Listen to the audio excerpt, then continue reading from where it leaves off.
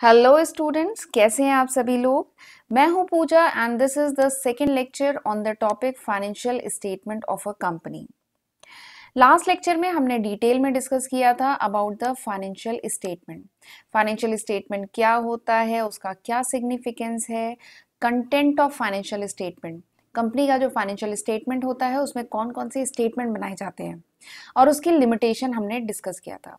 तो हमने देखा था जब कंपनी फाइनेंशियल स्टेटमेंट बनाती है तो उसमें जो मेन स्टेटमेंट्स बनते हैं वो बनता है balance sheet of the company, statement of profit and loss, cash flow statement, ठीक है, एंड नोट्स टू अकाउंट। तो ये चार स्टेटमेंट बनते हैं। तो अब आने वाले लेक्चर्स में हम इन चारों स्टेटमेंट को डिटेल में डिस्कस करेंगे। चार नहीं बल्कि तीन स्टेटमेंट, क्योंकि नोट्स टू अकाउंट तो मैं बताऊंगी, वो इसी का सपोर्टिंग डॉक्यूमेंट होते हैं। ठीक है, तो इस लेक्चर में हम बैलेंस शीट को कवर करने वाले हैं। तो फिर चलिए डिटेल में देखते हैं कि इस लेक्चर में हम कौन कौन से सब टॉपिक कवर करेंगे। सबसे पहले तो हम देखेंगे कि बैलेंस शीट क्या होता है। वैसे आप 11th क्लास में डिटेल में पढ़ा है आपने कि बैलेंस शीट के बारे में, बट हम एक बार फिर से यहाँ पे कवर करेंगे। उसके बाद हम देखेंगे format of balance sheet. Company act 2013 में नया फॉर्मेट बताया गया है बैलेंस शीट का, ठीक है, वो हम डिस्कस करेंगे और उसके जो कंटेंट्स हैं, जो उसके आइटम्स हैं, उनको हम डिटेल में डिस्कस करने वाले हैं। ठीक है, और हाँ, अगर आप मेरे चैनल पर पहली बार आए हैं तो जल्दी से मेरे चैनल को सब्सक्राइब कर लीजिएगा और ये जो बेल है उसको भी प्रेस करिएगा so that you get the notification when I upload my next video. Right, तो चलिए फिर हम स्टार्ट करते हैं आज का लेक्चर। Balance sheet. तो हम जानते हैं बैलेंस शीट क्या है। बैलेंस शीट एक फाइनेंशियल स्टेटमेंट है जिसमें हमें समराइज फॉर्म में हम जो कंपनी का जो इक्विटी है, कंपनीज इक्विटी है, जो कंपनी की लाइबिलिटीज हैं और जो कंपनी के एसेट्स हैं, उनको हम समराइज फॉर्म में शो करते हैं। ठीक है, एक खास बात है, at a specific point of time. जो बैलेंस शीट होती है ना, वो एक पर्टिकुलर तारीख की होती है। इसीलिए आपने बैलेंस शीट के ऊपर अधिकतर पढ़ा होगा कि अधिकतर क्या हमेशा होता है, बैलेंस शीट के ऊपर लिखा होता है कि एज ऑन 31 मार्च 2000 जो भी ईयर है, या फिर एज ऑन 31 दिसंबर 2020 या 2019। ठीक है, तो बैलेंस शीट एक पर्टिकुलर तारीख की होती है, तो इसीलिए लिखा है कि स्पेसिफिक पॉइंट ऑफ टाइम। जबकि जो आपने पीएल अकाउंट पढ़ा था या ट्रेडिंग अकाउंट पढ़ा था या आपने statement of profit and loss देखेंगे, तो वो एक पर्टिकुलर ड्यूरेशन के होते हैं, 3 महीने, 6 महीने, 1 साल के लिए बनाई जाती है। ठीक है, लेकिन जो बैलेंस शीट होती है वो पर्टिकुलर तारीख की होती है। उस पर्टिकुलर तारीख में कंपनी के पास कितने एसेट थे, कौन कौन से एसेट थे, कौन सी लाइबिलिटीज थी, कंपनी के इक्विटी क्या था, तो ये सारी चीजें हम रिकॉर्ड करते हैं समराइज फॉर्म में बैलेंस शीट में। ठीक है, और बैलेंस शीट के तीन मेन सेगमेंट्स होते हैं। कौन कौन से बताइए, तीन मेन सेगमेंट कौन से होते हैं बैलेंस शीट के। एक होता है इक्विटी, ठीक है, एक होता है लाइबिलिटी और एक होता है एसेट। ये आप जानते हैं, आप पढ़ चुके हैं 11th क्लास में। अच्छा, जो 11th क्लास में हमने बैलेंस शीट बनाई थी ना, that was of horizontal format, वो टी शेप में थी, हॉरिजॉन्टल फॉर्मेट में थी, जहां पे हम लेफ्ट हैंड साइड में क्या शो करते थे, लेफ्ट हैंड साइड में हम इक्विटी एंड क्या शो करते थे, इक्विटी एंड लाइबिलिटी शो करते थे। राइट हैंड साइड में हम क्या शो करते थे, एसेट्स शो करते थे। ठीक है, बट यहाँ पे जो बैलेंस शीट बनेगी कंपनी के केस में, वो वर्टिकल फॉर्म होगा उसका। ठीक है, ये नया फॉर्मेट है, वर्टिकल फॉर्म होगा बैलेंस शीट का। अभी तक आपने जो बैलेंस शीट का फॉर्मेट क्लास 11 में पढ़ा है वो हॉरिजॉन्टल फॉर्मेट था। ठीक है, टी शेप में आप बनाते थे। ये जो नया फॉर्मेट है ये भी बहुत सिंपल है। आप यहाँ जो पुराना फॉर्मेट, पुराना नहीं, जो हॉरिजॉन्टल फॉर्मेट होता है जो आप पार्टनरशिप फर्म के केस में या बिजनेस के केस में बनाते हैं, उसमें आप जो एसेट्स और लाइबिलिटीज हैं, इक्विटी है, उसको आप साइड बाय साइड शो करते हैं। जबकि जो नया फॉर्मेट है उसमें आप पहले इक्विटी एंड लाइबिलिटीज को ऊपर शो करते हैं, फिर उनका टोटल किया जाता है और फिर उसी के नीचे आप एसेट्स को शो करते हैं। ठीक है, तो बस ये चेंज है, बाकी ज्यादा चेंज नहीं है। ठीक है, और मैं कोशिश करूंगी कि इस लेक्चर के बाद आपका जो बैलेंस शीट का फॉर्मेट है वो आपको अच्छे से समझ में आ जाए। राइट, तो चलिए देखते हैं बैलेंस शीट का format. This is the new format prescribe in the schedule 3 of the company act 2013। Company act 2013 के शेड्यूल 3 में ये नया फॉर्मेट है जो प्रिस्क्राइब किया गया है। देखते हैं फॉर्मेट। सबसे ऊपर तो नेम ऑफ द कंपनी, आप जानते हैं जो भी कंपनी का नाम है यहाँ मेंशन करेंगे।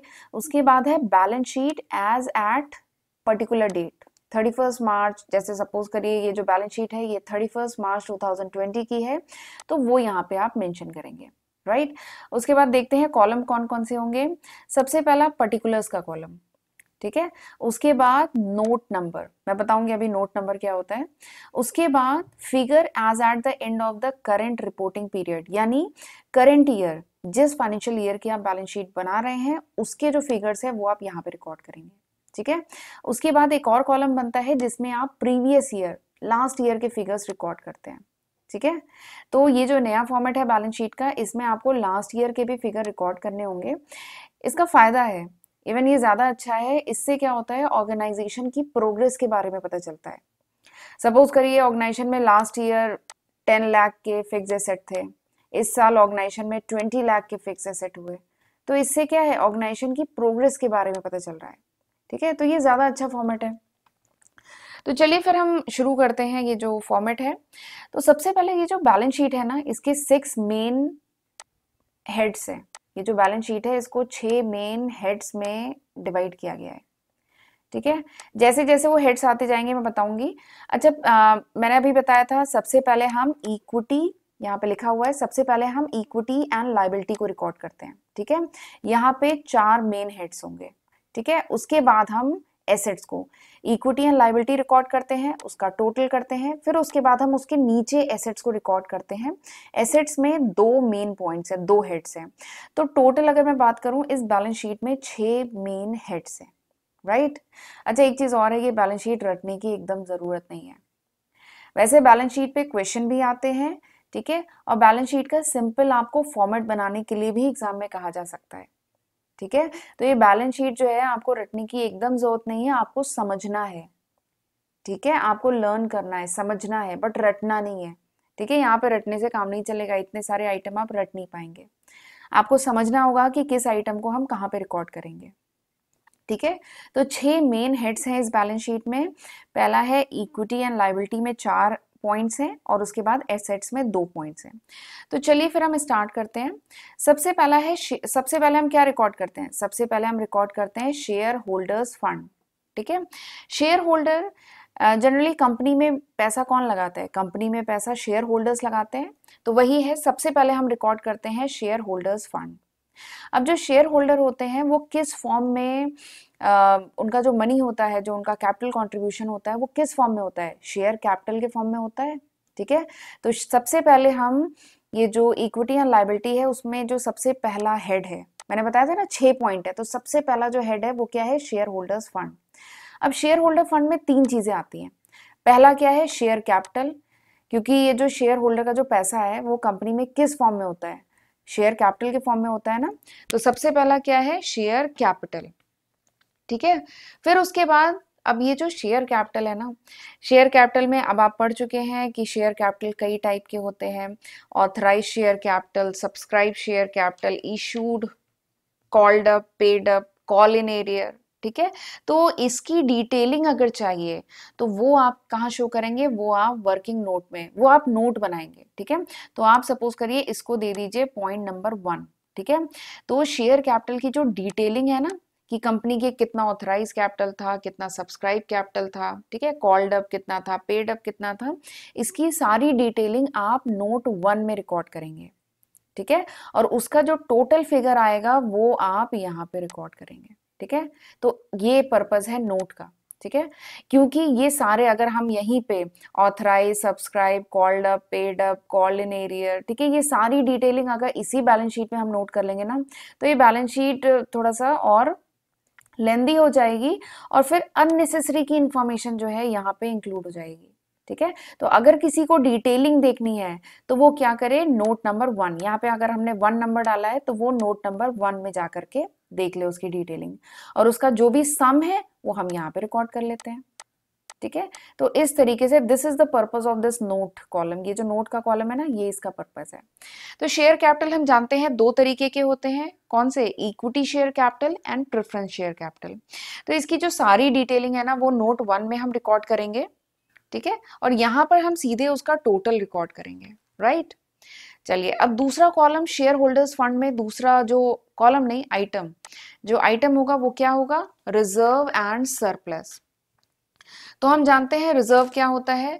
रिजर्व क्या है कि कंपनी अपने प्रॉफिट में से हर साल कुछ अमाउंट अलग करती जाती है रिजर्व के फॉर्म में, ठीक है, ताकि कंपनी की फाइनेंशियल पोजीशन और स्ट्रांग हो, और अगर कोई फ्यूचर में कोई अनसर्टेनिटी आती है तो उसको कंपनी मीट कर सके। तो वो होता है रिजर्व एंड सरप्लस, ठीक है। तो रिजर्व एंड सरप्लस, क्योंकि शेयर होल्डर ने ही कंपनी में पैसा लगाया है, तो जो रिजर्व्स है, जो सरप्लस है, जो प्रॉफिट है, वो भी तो शेयर होल्डर्स का ही हुआ, ठीक है, वो भी उन्हीं के खाते में आता है।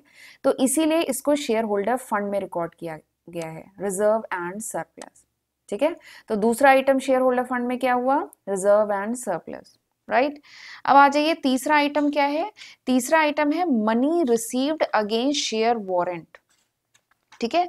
तो ये शेयर वारंट क्या होता है, ये आपके लिए एक नया टर्म है, शेयर वारंट। तो शेयर वारंट बता देती हूँ, ये एक फाइनेंशियल इंस्ट्रूमेंट है जो एक पर्टिकुलर तारीख के बाद, एक पर्टिकुलर ड्यूरेशन के बाद वो इक्विटी शेयर में कन्वर्ट हो जाते हैं। ये जो शेयर वारंट होते हैं they converted into equity share at a later date, यानी एक पर्टिकुलर डेट के बाद at a predetermined price, यानी पहले से डिसाइडेड एक प्राइस पे ये इक्विटी शेयर में कन्वर्ट हो जाते हैं, ठीक है। तो क्योंकि ये इक्विटी शेयर में कन्वर्ट हो जाते हैं तो ये क्या है, शेयर होल्डर फंड, तो इसलिए इसको इसमें रिकॉर्ड किया गया है, ठीक है।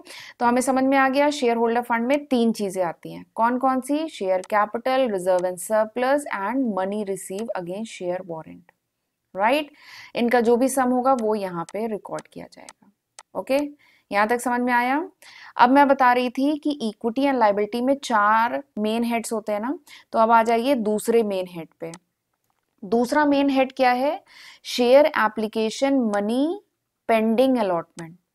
Share application money pending allotment, इसका क्या मतलब है, इसका मतलब है कि सपोज करिए मार्च के एंड में 20 मार्च के आसपास कंपनी ने शेयर एप्लीकेशन मार्केट में फ्लोट की, ठीक है। अब कंपनी को मनी रिसीव हुआ, ठीक है, ये प्रोसेस सपोज करिए 15-20 दिन चलना था, ठीक है। और फिर 10 अप्रैल 15 अप्रैल के आसपास कंपनी को शेयर अलॉट करना था, ठीक है। तो बैलेंस शीट तो 31 मार्च को बनती है, तो 31 मार्च तक कंपनी के पास एप्लीकेशन का जो मनी रिसीव हो गया है, ठीक है, बट उसके अगेंस्ट कंपनी ने अभी क्या किया है, अलॉटमेंट नहीं किया है, शेयर अलॉट नहीं किए हैं, वो अभी पेंडिंग है। तो वो जो अमाउंट होता है ना, that come under share application money pending allotment. Suppose करिए कंपनी को 10 लाख रुपए 31 मार्च तक रिसीव हो गए थे, बट उसके अगेंस्ट कंपनी ने अभी अलॉटमेंट नहीं किया है, तो वो हम यहाँ पे रिकॉर्ड करते हैं, share application money pending allotment, ठीक है। तो इसका जो भी सम होगा वो यहाँ पे रिकॉर्ड किया जाएगा। 12th लेवल पे अभी इतना ये share application money pending allotment आएगा नहीं, बट आपको पता होना चाहिए, ठीक है। और अगर फॉर्मेट बनाने को बोलेगा तो उसमें आपको ये मेंशन करना होगा, ठीक है। तो this is the second main heading of equity and liability side. अब आ जाइए तीसरी मेन हेडिंग, बताया था ना मैंने चार मेन हेडिंग है, तीसरी मेन हेडिंग क्या है, नॉन करेंट लायबिलिटी, ठीक है। तो नॉन करेंट लायबिलिटी बेसिकली क्या होता है, पहले नॉन करेंट लायबिलिटी से पहले आप जरा करेंट लायबिलिटी समझ लीजिए, तो आपको नॉन करेंट आसानी से समझ लेंगे। करंट लायबिलिटी क्या होता है, कंपनी की वो liabilities which is expected to be settled in the company's normal operating cycle. ध्यान से समझिएगा, करंट लायबिलिटी क्या होती है, करंट लायबिलिटी वो लायबिलिटी होती है कंपनी की जो कंपनी को सेटल करनी होती है नॉर्मल ऑपरेटिंग साइकिल में। या एक और है कि एक और मतलब कंडीशन है कि कह लीजिए करंट लायबिलिटी वो लायबिलिटीज हैं जो कंपनी सेटल करना होता है, जो कंपनी को विद इन 12 मंथ, 12 महीने के अंदर, आफ्टर द रिपोर्टिंग डेट या after the preparation of balance sheet. Company जब अपनी बैलेंस शीट बनाती है उसके 12 महीने के अंदर जो लायबिलिटीज कंपनी को सेटल करनी होती है वो सब किस में आती है, करंट लायबिलिटी में, ठीक है। और जो 12 महीने के बाद जो कंपनी लायबिलिटीज को सेटल कर सकती है वो आता है नॉन करंट लायबिलिटी में, ठीक है।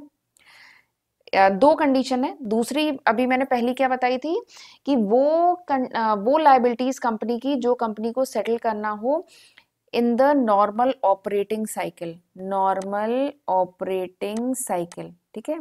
अब ये जो ऑपरेटिंग साइकिल है ये एक नया वर्ड है मेरे ख्याल से आपके लिए। ऑपरेटिंग साइकिल क्या होती है, देखिए ये 12 महीने वाला कॉन्सेप्ट तो आपको आसानी से समझ में आ रहा होगा, वो लायबिलिटी जो 12 महीने के अंदर सेटल करनी है करंट लायबिलिटी, 12 महीने के बाद वाली नॉन करंट, ये तो आसानी से समझ में आ गया। बट एक और कंडीशन भी है कि कंपनी जो लायबिलिटी अपनी नॉर्मल ऑपरेटिंग साइकिल में जिसे सेटल करनी हो वो उसे कहते हैं करंट लायबिलिटी, और ऑपरेटिंग साइकिल के बाद जो लायबिलिटी कंपनी सेटल कर सकती है उसे नॉन करंट लायबिलिटी कहते हैं, ठीक है। बट सवाल ये आता है कि ये जो ऑपरेटिंग साइकिल है ये आपके लिए एक नया वर्ड है, ये क्या होता है। तो चलिए इसके लिए मैं आपको एक डायग्राम से समझाने की कोशिश करती हूँ।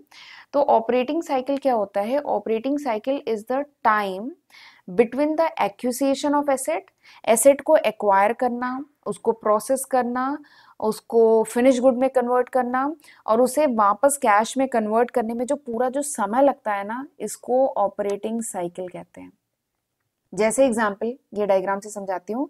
सबसे पहले ऑर्गेनाइजेशन के पास कैश था, फिर उस कैश से ऑर्गेनाइजेशन ने क्या किया, रॉ मटेरियल खरीदे, फिर रॉ मटेरियल को क्या किया, प्रोसेस किया, रॉ मटेरियल को फिनिश गुड में कन्वर्ट किया, ठीक है।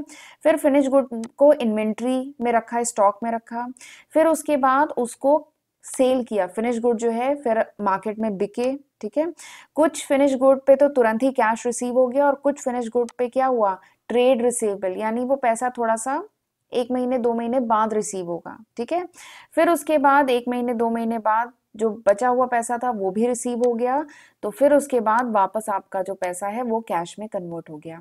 तो ये जो साइकिल होती है ना, कैश पहले रॉ मटेरियल, फिर फिनिश गुड, फिर मार्केट में बिका, फिर उसके बाद कुछ डेटर्स थे जिन्होंने तुरंत पेमेंट नहीं किया, फिर फाइनली उनसे भी जब पेमेंट आ गया तो वो पैसा वापस कैश में कन्वर्ट हो गया।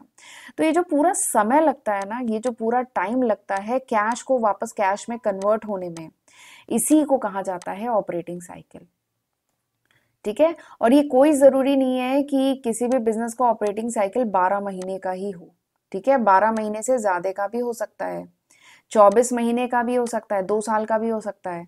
It depend upon the business to business, ठीक है। तो जैसे इस एग्जाम्पल में यहाँ पे जो ऑपरेटिंग साइकिल है वो 13 महीने की है। तो इसीलिए करंट और नॉन करंट की जो डिफिनीशन है ना, उसमें 2 कंडीशन दी है। पहली क्या है, 12 महीने वाली कंडीशन, कि बैलेंस शीट के 12 महीने के अंदर जो लायबिलिटी सेटल हो, ठीक है, उन्हें करंट लायबिलिटी कहेंगे। दूसरी कंडीशन क्या है, ऑपरेटिंग साइकिल वाली कंडीशन, कि वो लायबिलिटीज जो कंपनी की ऑपरेटिंग साइकिल में जो सेटल हो, ठीक है, उसे हम करंट लायबिलिटी कहेंगे। तो ये दोनों कॉन्सेप्ट जानना बहुत जरूरी है, तो इसलिए मैंने इसे अलग से डायग्राम से समझाने की कोशिश की है। वापस चलिए आ जाते हैं इस पे। तो करंट लायबिलिटी और non current liability I hope अब आपको अच्छे से समझ में आ गया होगा, ठीक है। तो चलिए फिर आ जाते हैं नॉन करंट लायबिलिटी पे, ठीक है। तो नॉन करंट लायबिलिटी समझ में आ गया है, वो लायबिलिटी जो करंट लायबिलिटी न हो, यानी जिन्हें 12 महीने के बाद कंपनी सेटल कर सकती है, जो लॉन्ग टर्म के लिए हो, ठीक है। अभी जो नॉन करंट लायबिलिटी है इसमें 4 आइटम्स आते हैं, 4 आइटम्स आते हैं, ठीक है। कौन कौन से 4 आइटम्स हैं, सबसे पहला है लॉन्ग टर्म बोरोइंग। इसको वैसे आप ऐसे भी लर्न कर सकते हैं, LDOL, LDOL, बस ये याद करना है, LDOL, ठीक है। L मतलब long term borrowing. Long term borrowing क्या है, कंपनी ने लॉन्ग टर्म के लिए अगर लोन वगैरह लिया है, ठीक है, जैसे डिबेंचर भी तो लोन होता है, तो डिबेंचर के फॉर्म में ये दिख रहा है ना लॉन्ग टर्म बोरोइंग, तो कंपनी ने अगर डिबेंचर के फॉर्म में, बॉन्ड के फॉर्म में, या फिर बैंक से टर्म लोन लिया है, या कुछ पब्लिक डिपॉजिट्स हैं, या कोई दूसरे फाइनेंशियल इंस्टीट्यूशन से लोन लिया है जो लॉन्ग टर्म के लिए, ठीक है, 2 साल 3 साल 5 साल 10 साल के लिए जो लोन है, वो जाएगा नॉन करेंट लायबिलिटी में, पहला आइटम, ठीक है। दूसरा आइटम जो है that is deferred tax liability. ये आपके लिए नया टर्म है, डिफर्ड टैक्स लायबिलिटी। डिफर करना मतलब पोस्टपोन करना, ठीक है। चलिए बता रही हूँ, जनरली क्या होता है, जो कंपनी होती है उसकी जो अकाउंटिंग इनकम कैलकुलेट होती है, और जो टैक्सेबल इनकम, जो इनकम टैक्स एक्ट के अकॉर्डिंग जो इनकम कैलकुलेट होती है, जनरली उसमें कभी कभार क्या होता है, डिफरेंस आ जाते हैं, ठीक है। कॉर्पोरेट अकाउंटिंग के अकॉर्डिंग जब अकाउंटिंग इनकम कैलकुलेट की जाती है, और जो इनकम टैक्स एक्ट के अकॉर्डिंग जो इनकम कंपनी की कैलकुलेट की जाती है, उन दोनों में कभी कभार क्या होता है, डिफरेंस आ जाते हैं, ठीक है।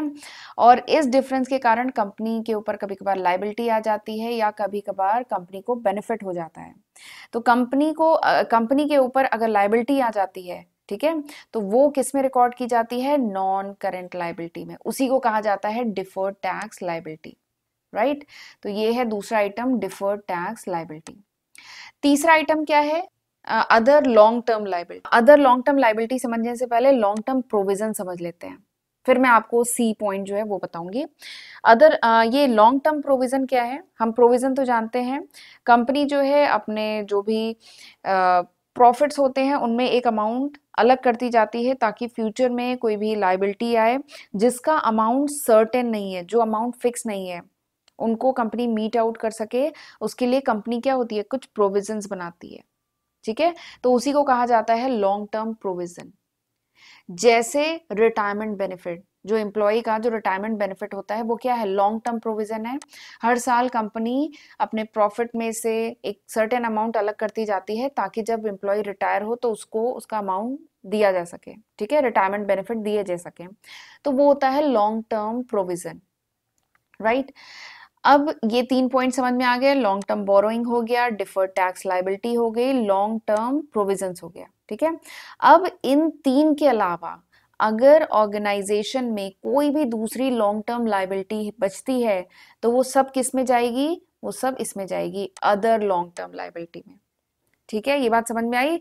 इन 3 पॉइंट के अलावा जितनी भी दूसरी लॉन्ग टर्म लाइबिलिटी बचती है वो सब जाएगी अदर लॉन्ग टर्म लाइबिलिटी में, ठीक है।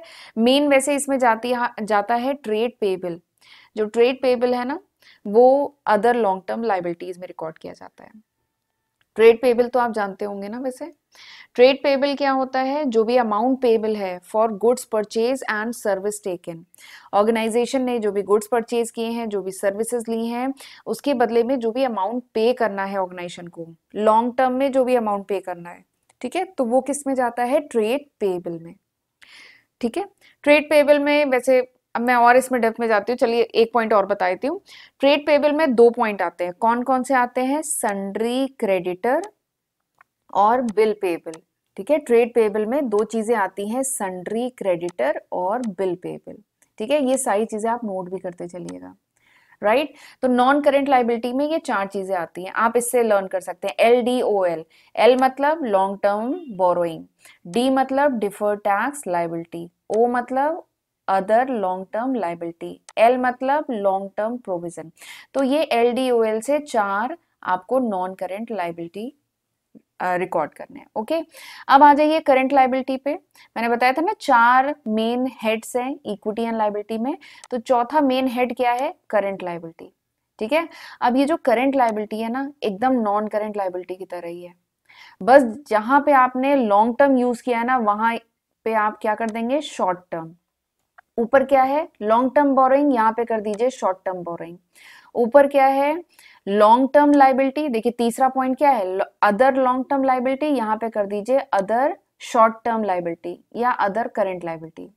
ऊपर क्या है, लॉन्ग टर्म प्रोविजन, नीचे कर दीजिए शॉर्ट टर्म प्रोविजन, ठीक है।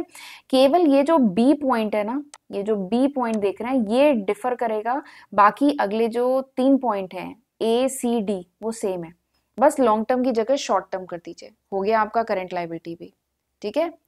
तो करंट लाइबिलिटी में सबसे पहला क्या है, short term borrowing. Short term borrowing क्या है, कंपनी ने अगर सपोज करिए कुछ अमाउंट बोरो किया है जिसका पेमेंट कंपनी को 12 महीने के अंदर में करना है, बैलेंस शीट डेट से 12 महीने के अंदर करना है या ऑपरेटिंग साइकिल पीरियड में करना है, तो वो किस में आता है, शॉर्ट टर्म बोरोइंग में, राइट। अगला क्या है, ट्रेड पेबल। ट्रेड पेबल क्या है, जो भी कंपनी ने अगर कोई गुड्स परचेज किए हैं या कोई सर्विस ली है नॉर्मल बिजनेस में और उसका अमाउंट पे करना है तो वो किस में आएगा, ट्रेड पेबल में। ट्रेड पेबल में भी 2 चीजें आती हैं, कौन कौन सी, सन्ड्री क्रेडिटर और बिल पेबल, मैंने बताया था ना अभी, ठीक है। अगला क्या है, other current liability. Other current liability मतलब short term provision, trade payable और शॉर्ट टर्म बोरोइंग को छोड़ करके जितनी भी करंट लाइबिलिटी आए ना ऑर्गेनाइजेशन की वो सब इसी में डाल दीजिएगा, अदर करंट लाइबिलिटी में। वैसे इसमें क्या क्या आता है, इसमें आता है इनकम रिसीव्ड इन एडवांस, अगर ऑर्गेनाइजेशन ने कुछ इनकम एडवांस में रिसीव की है तो ये भी तो करंट लाइबिलिटी हुई ऑर्गेनाइजेशन की, या फिर कोई लॉन्ग टर्म डेट है ऑर्गेनाइजेशन का जिसकी मेच्योरिटी होने वाली है, करंट मेच्योरिटी होने वाली है, तो वो जाएगा अदर करंट लाइबिलिटी में, राइट। उसके बाद चौथा पॉइंट क्या है, शॉर्ट टर्म प्रोविजन, ठीक है। प्रोविजन बताया था अभी क्या होता है, ठीक है। तो अगर कोई ऑर्गेनाइजेशन के ने कोई शॉर्ट टर्म प्रोविजन बनाने हैं ऑर्गेनाइजेशन को, तो वो सब इसमें जाएंगे। जैसे प्रोविजन फॉर डाउटफुल डेब्ट होता है, प्रोविजन फॉर एक्सपेंस है, या फिर प्रोविजन फॉर टैक्स है, तो वो सब इसमें शॉर्ट टर्म प्रोविजन में जाएगा। ठीक है, तो ये 4 मेन हेड्स होते हैं इक्विटी एंड लायबिलिटीज में। समझ में आ गया होगा आपको। पहला क्या था, एक बार चलिए रिवाइज करते हैं जल्दी से। पहला क्या था, शेयर होल्डर्स फंड। ठीक है, दूसरा क्या है, share application money pending allotment. तीसरा क्या है, नॉन करेंट लायबिलिटी, जिसको आप LDOL से थोड़ा सा लर्न कर सकते हैं। ठीक है, फिर चौथा पॉइंट क्या है, करेंट लायबिलिटी। LDOL में जहां जहां लॉन्ग टर्म है वहां वहां शॉर्ट टर्म कर दीजिएगा, और केवल यहाँ पे डिफर टैक्स लायबिलिटी, ये जो पॉइंट है ना डिफर टैक्स लायबिलिटी, इसको रिप्लेस कर दीजिएगा ट्रेड पेबल से। ठीक है, तो ये 4 मेन हेड्स होते हैं इक्विटी एंड लायबिलिटी में। आई होप आपको यहाँ तक समझ में आया होगा। उसके बाद आप क्या करेंगे, इसका टोटल कर दीजिए। इसका टोटल करके जो भी अमाउंट आएगा वो आप यहाँ पर लिखेंगे। उसके बाद आ जाइए एसेट पे। ठीक है, तो आप एसेट तो जान ही रहे हैं। ठीक है, अब एसेट्स को यहाँ पे 2 हेड्स में ही डिवाइड किया है। कौन कौन से, नॉन करेंट एसेट और करेंट एसेट। ठीक है, तो सेम वही कॉन्सेप्ट है, 12 महीने और ऑपरेटिंग साइकिल वाला कॉन्सेप्ट है करंट और नॉन करंट को समझने के लिए। पहले हम करंट एसेट समझते हैं। करंट एसेट क्या है, वो एसेट्स ऑर्गेनाइजेशन के जिसको ऑर्गेनाइजेशन रियलाइज कर सकती है या सेल कर सकती है या कंज्यूम कर सकती है इन अ नॉर्मल ऑपरेटिंग साइकिल। ठीक है, या वो एसेट जो ऑर्गेनाइजेशन हेल्ड करती है for the purpose of trading. Current asset क्या है, for the purpose of trading, trade करने के पर्पस से जो ऑर्गेनाइजेशन एसेट्स को होल्ड करती है उन्हें करंट एसेट कहते हैं। या वो एसेट जिन्हें कैश में रियलाइज किया जा सकता है within 12 month from the date of balance sheet. Balance sheet की तारीख से 12 महीने के अंदर में जिन एसेट्स को कैश में रियलाइज किया जा सकता है वो करंट एसेट होंगे। ठीक है, और जो एसेट करंट एसेट नहीं होंगे वो क्या होंगे, नॉन करंट एसेट। ठीक है, समझ में आया। तो चलिए फिर अब देखते हैं नॉन करंट एसेट और करंट एसेट में कौन कौन से आइटम होंगे। पहले हम नॉन करंट देखते हैं। तो नॉन करंट में 5 आइटम्स आते हैं। सबसे पहले तो एसेट को हमने 2 हेड्स में डिवाइड किया है। ठीक है, बताया था ना 6 मेन हेड्स हैं, तो 4 हो गए ऊपर इक्विटी एंड लायबिलिटी में। 5वां हेड कौन सा है, नॉन करेंट एसेट। छठा हेड कौन सा है, करंट एसेट। ठीक है, तो चलिए पहले जो 5वां हेड्स है नॉन करेंट एसेट उसको डिटेल में देखते हैं। इसमें 5 हेड है। ठीक है, इसमें 5 पॉइंट्स हैं। पहला पॉइंट क्या है, फिक्स एसेट। पहला पॉइंट क्या है, फिक्स एसेट। फिक्स एसेट आप समझ रहे होंगे 11th क्लास में ये सब वैसे आपने पढ़ा हुआ है, इसीलिए थोड़ा सा मैं फास्ट चल रही हूँ क्योंकि ये सारी चीजें आप जानते हैं काफी कुछ। फिक्स एसेट बस यहाँ पे फॉर्मेट चेंज हुआ है, वहां पे हॉरिजॉन्टल था यहाँ वर्टिकल हो गया है, और कुछ कुछ आइटम यहाँ पे और ऐड ऑन हुए हैं। बाकी देखिए बेसिक चीज वही है जो आपने 11th क्लास में पढ़ा था। फिक्स एसेट क्या होते हैं, फिक्स एसेट वो एसेट होते हैं आप जानते हैं जो कंपनी सेल के पर्पज से नहीं होल्ड करती है, बल्कि कंपनी अपनी अर्निंग कैपेसिटी को इंक्रीज करने के पर्पज से जो एसेट्स ऑर्गेनाइजेशन होल्ड करती है उन्हें फिक्स एसेट कहते हैं। ठीक है, अब फिक्स एसेट 4 तरीके के हो सकते हैं। पहला है टेंजिबल एसेट। टेंजिबल एसेट क्या है, वो एसेट जिन्हें हम टच कर सकें, देख सकें, छू सकें। ठीक है, जैसे land, building, machinery, vehicle, office equipment, computer, ये सब टेंजिबल एसेट। ठीक है, इनटेंजिबल एसेट यानी वो एसेट जिनकी कोई फिजिकल एग्जिस्टेंस ना हो, जैसे कॉपीराइट है, पेटेंट है, कंप्यूटर सॉफ्टवेयर है, ट्रेडमार्क है, गुडविल है, गुडविल तो सबसे पहले है, गुडविल है, ब्रांड वैल्यू है। ठीक है, तो ये सब इनटेंजिबल एसेट्स में आएगा। उसके बाद आता है कैपिटल वर्क इन प्रोग्रेस, ये है ना कैपिटल वर्क इन प्रोग्रेस, ये आपके लिए शायद नया हो। कैपिटल वर्क इन प्रोग्रेस का मतलब क्या है कि सपोज करिए कंपनी का कोई फिक्स एसेट है जो अभी अंडर कंस्ट्रक्शन है। कंपनी की कोई फैक्ट्री है जो अभी बन रही है। फैक्ट्री वगैरह बनने में तो समय लगता है ना, 1 साल 2 साल 3 साल लंबा समय लगता है, तो वो भी तो ऑर्गेनाइजेशन का एसेट है, भले ही अभी वो फिनिश नहीं हुआ है बट वो भी एसेट है, तो वो आएगा कैपिटल वर्क इन प्रोग्रेस में। यानी वो टेंजिबल एसेट, वो फिक्स एसेट जो अंडर कंस्ट्रक्शन हो, राइट, वो आएगा कैपिटल वर्क इन प्रोग्रेस में। अगला क्या है, इनटेंजिबल एसेट अंडर डेवलपमेंट। इसका क्या मतलब है, इसमें आएगा आपका वो इनटेंजिबल एसेट यानी वो पेटेंट या कॉपीराइट्स जो अंडर डेवलपमेंट है, या वो सॉफ्टवेयर वगैरह कह लीजिए कंप्यूटर के सॉफ्टवेयर जो अभी अंडर डेवलप है, वो भी तो एसेट है, लेकिन वो अभी अंडर डेवलप है, ठीक है, बन रहे हैं अभी, तो वो इसमें आएंगे इनटेंजिबल एसेट अंडर डेवलपमेंट, ठीक है। तो फिक्स एसेट में ये 4 चीजें आती हैं। फिर इसके बाद दूसरा जो पॉइंट है नॉन करेंट एसेट में, वो है non current investment. Non current investment क्या है? नॉन करेंट इन्वेस्टमेंट वो इन्वेस्टमेंट होते हैं which are not for the purpose of resale, यानी ऑर्गेनाइजेशन उनको रीसेल करने के पर्पस से इन्वेस्टमेंट नहीं कर रही है, वो इन्वेस्टमेंट जो कंपनी लॉन्ग टर्म के लिए रखेगी, जिसे रिटेन करने के लिए जो इन्वेस्टमेंट किए हैं ऑर्गेनाइजेशन ने, वो नॉन करेंट इन्वेस्टमेंट में आएंगे। जैसे ऑर्गेनाइजेशन ने अगर प्रॉपर्टी में कुछ इन्वेस्टमेंट किया है, इक्विटी में कुछ इन्वेस्टमेंट किया है, प्रेफरेंस शेयर में, गवर्नमेंट बॉन्ड में, डिवेंचर में, म्यूचुअल फंड में कुछ इन्वेस्टमेंट किया है, तो वो लॉन्ग टर्म के लिए जो इन्वेस्टमेंट किया है वो नॉन करेंट इन्वेस्टमेंट में आएंगे, राइट। अगला क्या है? डिफर्ड टैक्स एसेट, ठीक है, हमने लाइबिलिटी में पढ़ा था ना डिफर्ड टैक्स लाइबिलिटी, यहाँ पे क्या है? Deferred tax asset. देखिए, जब अकाउंटिंग इनकम और टैक्सेबल इनकम दोनों में जब डिफरेंस आएगा, अगर डिफरेंस आता है, तो ऐसा नहीं है कि हमेशा उस डिफरेंस के कारण ऑर्गेनाइजेशन पे लायबिलिटी ही आए, ऐसा भी हो सकता है कि ऑर्गेनाइजेशन को बेनिफिट भी हो, ठीक है। तो अगर बेनिफिट होता है ना, तो वो किस में आता है? डिफर्ड टैक्स एसेट में आता है, ठीक है। चलिए नेक्स्ट है long term loans and advances. अगर ऑर्गेनाइजेशन ने कोई लोन दिया है, कोई एडवांसेस दिए हैं जो अभी 12 मंथ के अंदर अभी नहीं रिसीव होने हैं, जो लॉन्ग टर्म दिया है, लंबे समय के लिए दिया है, वो सब जाएगा लॉन्ग टर्म लोन में या एडवांसेस में, ठीक है। ऑर्गेनाइजेशन लोन लेती भी है और ऑर्गेनाइजेशन के पास अगर एक्सेस मनी है तो ऑर्गेनाइजेशन लोन देती भी है, ठीक है। तो ऑर्गेनाइजेशन ने अगर लोन लिया है, लॉन्ग टर्म लोन लिया है, तो वो लायबिलिटी में आएगा, बट अगर लॉन्ग टर्म लोन किसी दूसरी ऑर्गेनाइजेशन को दिया है, तो वो किस में आएगा? वो एसेट है ना ऑर्गेनाइजेशन का, तो वो यहाँ पे आएगा नॉन करेंट एसेट में आएगा, तो long term loan and advances, ठीक है। अब इन 4 पॉइंट्स के अलावा अगर ऑर्गेनाइजेशन के कोई भी दूसरे नॉन करेंट एसेट हैं, तो वो सब हम कहाँ रिकॉर्ड करेंगे? वो हम यहाँ पे रिकॉर्ड करेंगे other non current asset, right. समझ में आया? तो ये 5 पॉइंट है नॉन करेंट एसेट में। पहला क्या है? Fix asset. दूसरा क्या है? Non current investment. तीसरा क्या है? डिफर्ड टैक्स एसेट, फिर लॉन्ग टर्म लोन, और उसके बाद other non current asset, right. तो ये 5 पॉइंट है इसमें। आ जाइए करंट एसेट में।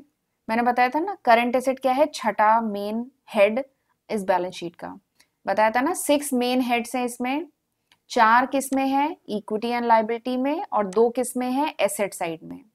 एसेट साइड में 2 कौन से हैं? नॉन करंट एसेट, और लास्ट क्या है? Current asset. तो अब हम लोग लास्ट टॉपिक पढ़ने जा रहे हैं करंट एसेट। तो करंट एसेट में पहला क्या है? Current investment. तो करंट इन्वेस्टमेंट क्या है? वो इन्वेस्टमेंट जो कन्वर्ट हो सकता है कैश में with in short period of time, यानी एक शॉर्ट 12 महीने के अंदर जो इन्वेस्टमेंट करंट जो कैश में कन्वर्ट हो जाए, वो करंट इन्वेस्टमेंट। चाहे वो शेयर में हो, प्रेफरेंस शेयर में हो, गवर्नमेंट के बॉन्ड्स में हो, डिवेंचर में हो, म्यूचुअल फंड में हो, कोई भी ऐसा इन्वेस्टमेंट जो शॉर्ट ड्यूरेशन में 12 महीने में जो कैश में कन्वर्ट हो जाए, वो करंट इन्वेस्टमेंट। अगला क्या है? इन्वेंट्री। ये भी करंट एसेट है, ठीक है। अब ये जो इन्वेंट्री है, इन्वेंट्री मतलब स्टॉक, ठीक है। तो इन्वेंट्री ये चाहे रॉ मटेरियल के फॉर्म में हो, वर्क इन प्रोग्रेस हो, या फिर फिनिश गुड हो, या स्टोर्स एंड स्पेयर पार्ट हो, लूज टूल्स हो, ठीक है। तो कोई भी इन्वेंट्री ऑर्गेनाइजेशन की जो शॉर्ट ड्यूरेशन में कैश में कन्वर्ट हो जाए, तो वो करंट एसेट में आएगी, ठीक है। तो इसलिए इन्वेंट्री यहाँ पे है। अगला करंट एसेट क्या है? Trade receivable. ट्रेड रिसीवेबल क्या है? ट्रेड रिसीवेबल मतलब अमाउंट रिसीवेबल। ऑर्गेनाइजेशन ने कोई गुड सेल किया है या कोई सर्विस रेंडर की है अपने नॉर्मल कोर्स ऑफ बिजनेस में, और उसका अमाउंट रिसीव होना है, 12 महीने के अंदर ही उसका अमाउंट रिसीव होना है, तो वो किस में आएगा? करंट एसेट में, ठीक है। अब ये ट्रेड रिसीवेबल में 2 चीजें आती हैं। पहला क्या आता है? डेटर्स, ठीक है। दूसरा क्या आता है? Bill receivable. ये ध्यान से समझिएगा, ट्रेड रिसीवेबल में 2 चीजें आती हैं, एक आता है डेटर, दूसरा क्या आता है? बिल रिसीवेबल, ठीक है। तो ये आता है करंट एसेट में। अगला क्या है? Cash and cash equivalent. Cash and cash equivalent मतलब जो भी बैंक में जो भी बैलेंस है, या कैश इन हैंड है, ठीक है, या चेक है, ड्राफ्ट है, वो सब आएगा कैश या कैश इक्विवेलेंट में। फिर उसके बाद क्या है? Short term loan and advances. अगर ऑर्गेनाइजेशन ने कोई लोन दिया हुआ है, कुछ एडवांसेस दिए हुए हैं जो एक्सपेक्टेड है कि वो 12 महीने के अंदर जिसका हमें पैसा मिल जाएगा वो short term loan and advances में आएगा, ठीक है, वो भी तो करंट एसेट है, 12 महीने में पैसा मिल जाएगा वो। अब इन 5 पॉइंट के अलावा अगर कोई भी दूसरे करंट एसेट हैं ऑर्गेनाइजेशन में तो वो सब किस में जाएंगे, अदर करंट एसेट में, राइट, समझ में आया, वो सब किस में जाएंगे, अदर करंट एसेट में। और फिर उसके बाद आप कर देंगे इनका टोटल, तो यहाँ पे आ जाएगा आपका टोटल एसेट, ठीक है। तो this is the simple format of balance sheet, ये था सिंपल फॉर्मेट बैलेंस शीट का। वैसे इसके जो क्वेश्चन आते हैं मैं आपको बता दूं, 12th लेवल पे अगर है तो इसके जो क्वेश्चन आएंगे या तो इसका फॉर्मेट बनाने के लिए कहा जाएगा। तो याद रखिए इसके 6 मेन हेड्स होते हैं, इक्विटी एंड लायबिलिटी में 4 पॉइंट होते हैं और जो एसेट साइड होता है वहां पे 2 मेन पॉइंट होते हैं। तो ये टोटल इसमें 6 मेन हेड्स हैं, उसके अंदर सब हेड हैं, ठीक है। और इसमें जो क्वेश्चंस आते हैं वो इस टाइप के भी आते हैं कि आपको कोई आइटम दिया, सपोज करिए आपको बोला जाएगा डेटर, डेटर किस हेड में और किस सब हेड में रिकॉर्ड किया जाएगा ये आपको बताना है। या आपको कहा गया कि इन्वेस्टमेंट इन डिवेंचर, ये आपको किस हेड में या किस सब हेड में रिकॉर्ड करना है ये आपको बताना होगा। तो इस टाइप के भी क्वेश्चंस आते हैं, ठीक है। बाकी अगर ये जो बैलेंस शीट है अगर न समझ में आए तो इसको दोबारा रिवाइंड करके देखिएगा, ठीक है। वैसे इसको समझना बहुत आसान है, बहुत इजी है, 11th क्लास में पढ़ा हुआ है, यहाँ पे तो केवल बस थोड़ा सा फॉर्मेट में चेंज आया है, बाकी बैलेंस शीट ऑलमोस्ट वही है, ठीक है। So this was all about this lecture, thank you and have a good day, see you in next lecture, God bless you.